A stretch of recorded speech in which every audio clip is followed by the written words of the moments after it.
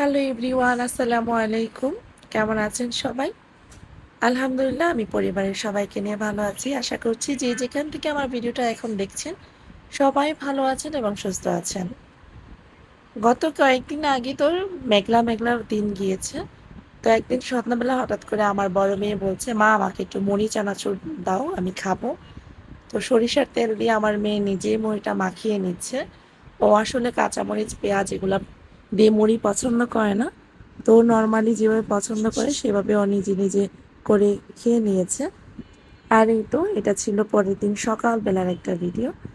আমি যখন ঘুম থেকে উঠি, এই পাশের পর্দাটা এবং গ্লাসটা খুলে এত সুন্দর একটা বাতাস বইছিল, আমার মন প্রাণ দুটোই জুড়ে গিয়েছে। আর মেঘলা মেঘলা আকাশ ছিল। আর এই তো এপাশে যে নিম গাছগুলো সবুজ সবুজ পাতা দেখে আমার চোখটা জুড়িয়ে গেল। তো ভাবলাম কেন না নিজের জন্য ১ কাপ গরম গরম ধোঁয়া ওঠা দুধ চা বানিয়ে নিই। তো নিজের জন্য ১ কাপ চা তৈরি করে এখানে এসে দাঁড়ালাম, আর গাছের বাতাসগুলো একদম আমার ঘরের ভিতরে আসছিল। খুবই ভালো লাগছিল দেখতে, তাই না? দেখো আপুরা, কত সুন্দর গাছগুলো বাতাসের মধ্যে দুলছে। বরাবরের মতো একটা কথা সব ভিডিওতে অনেক সময় বলি, আবার বলতে ভুলেও যাই। যারা যারা এখনো পর্যন্ত ভিডিওটা দেখছো কিন্তু ভিডিওতে একটি লাইক দিতে ভুলে গিয়েছেন, প্লিজ আমার ভিডিওতে একটি লাইক দিয়ে দিবেন। আপুরা, তোমরা যারা ভিডিওতে লাইক দাও না, তাদেরকে বলছি, জানি না তোমরা আমার ভিডিও কতটুকু দেখো, দেখে তারপর ভিডিও আহ, থেকে চলে যাও, কিন্তু প্লিজ একটা কারো ভিডিওতে ঢুকলে অবশ্যই ২-৩ মিনিট স্টে করে যাওয়াটাই অবশ্যই জরুরি। এটা আমরা এখন সবাই জানি। এটা যার ভিডিও তার জন্য অনেক বেশি উপকার এবং নিজেদের জন্য ভালো। তবে যাই হোক, আমি ছোট হয়ে বেশি কিছু বলতে চাই না, কারণ ইউটিউব জগৎটাতে আমি খুবই অল্প সময় এসেছি। এরই মধ্যে আমি অনেক আপুদের অনেক ভালোবাসা পেয়েছি, যেটা আমি কখনোই ভুলবো না। আর যারা নতুন আজকে ভিজিট করেছেন, প্লিজ আমার চ্যানেলটাকে সাবস্ক্রাইব করে রাখার অনুরোধ রইল। আর একটা ভিডিওতে লাইক দিলে এই ভিডিওটা আর অনেকজনের কাছে পৌঁছে যায়। আপনার একটা লাইক আমার ভিডিওটা অনেক বেশি জনের কাছে পৌঁছে দিতে সাহায্য করবে।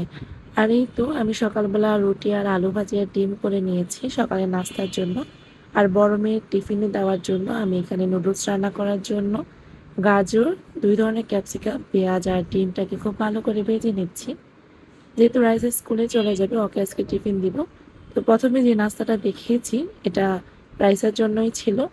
রাইসা আলু ভাজি, ডিম আর রুটি খেয়ে নেবে। এদিক দিয়ে আমি তার জন্য টিফিনটা তৈরি করে নিচ্ছিলাম। আজকে আমি কোকোলা ব্র্যান্ডের যে লম্বা নুডলসগুলো থাকে সেটা রান্না করব।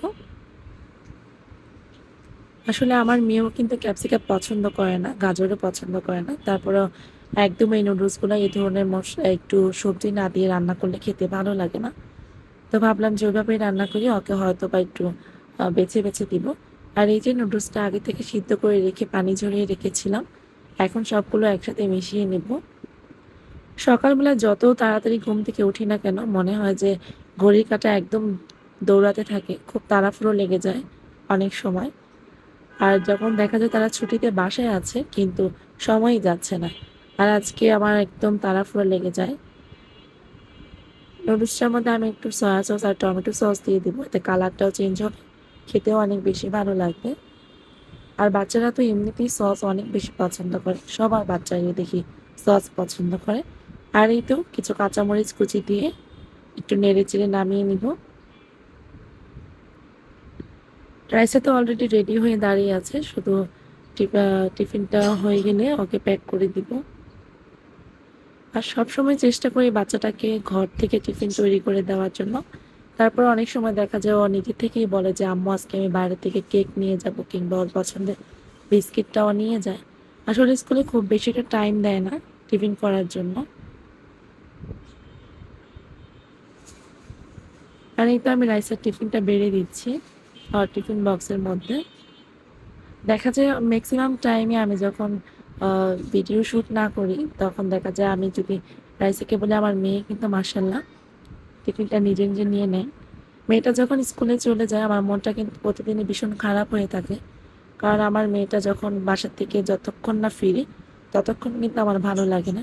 সে বিকাল ৪টা ৪:৩০টার দিকে ছুটি হয়, তো বাসায় আসতে আসতে ৫টা বেজে যায়। আমি কিন্তু এরই মধ্যে অনেক যত কাজই করি না কেন আমার মন কিন্তু এক জায়গায় বসে না কতক্ষণ মেয়েটা স্কুল থেকে ফিরে বাসায় আসবে। আসলে বড় বাচ্চাদের সঙ্গে মায়েদের একটা অ্যাটাচমেন্ট একটু বেশি থাকে। আর এই তো রাইসা স্কুলে চলে যাওয়ার পর আমি চলে আসলাম একটু ক্লিনিং এর জন্য। নাস্তা করার পর যে গ্লাস বাটি এগুলো হয়েছে ওগুলো সব ধুয়ে নিয়েছি। তারপর দুপুরে রান্নাবান্না শেষ করে নিয়েছিলাম, ওটা আর আজকে দেখালাম না। সন্ধ্যার দিকে এই তো এই চুই সেমাইটা রান্না করবো আজকে। এটা একদম প্রথমবার রান্না করছি। আপুরা তোমরা যদি কেউ দেখে থাকো এটা তোমরা কিভাবে খাও বা আমার রান্নাটা ঠিক আছে কিনা আমাকে কমেন্ট করে জানিও। আমিও ইউটিউব দেখে রান্নাটা করছি। এটা রাইসার বাবা এনে বললো যে দোকানে নাকি এই সেমাইটা দেখেছে তাই নিয়ে আসছে। তা আমি ভাবলাম আচ্ছা ঠিক আছে রান্না করে দিব। এখানে আমি একটু দুধটা জাল করে নিয়েছি। আমার মায়ের কাছে এটা আমি শুনেছি যে মিষ্টি জাতীয় খাবারে যদি একটু লবণ অ্যাড করে দেওয়া যায় তাহলে নাকি মিষ্টির টেস্টটা অনেক বেশি ভালো আসে এবং ব্যালেন্স হয়। আমি যখন ভয়েস দিচ্ছিলাম আমার বারান্দার পাখিগুলো এত বেশি শব্দ করছিল, জানি না ভিডিওতে কতটুকু শব্দ ঢুকে গিয়েছে, সেটার জন্য আমি খুবই খুবই দুঃখিত। আর এই তো দুধটা কিন্তু দুই একবার বলক করে একদম ঘন করে নিয়েছিলাম। এরই মধ্যে আমি সেমাইটুকু দিয়ে দিয়েছি। দেখলাম ইউটিউবে অনেকে সেমাইটাকে চুই সেমাই বলছে।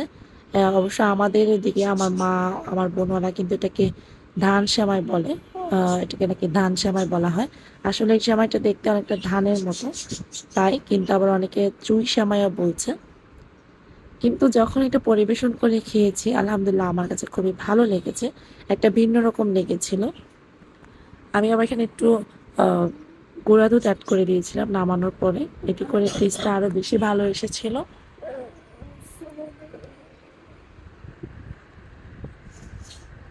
তবে আমার মনে হয়েছে আর একটু পাতলা পাতলা, মানে অনেক বেশি দুধের মধ্যে নামালে হয়তো ভালো হতো, কারণ এটা অনেক বেশি দুধ টেনে নিয়েছে। তো যাই হোক প্রথমবার যেহেতু রান্না করেছি অতটা বুঝতে পারিনি, তবে ইনশাল্লাহ নেক্সট রান্না করলে হয়তো ভালো হবে।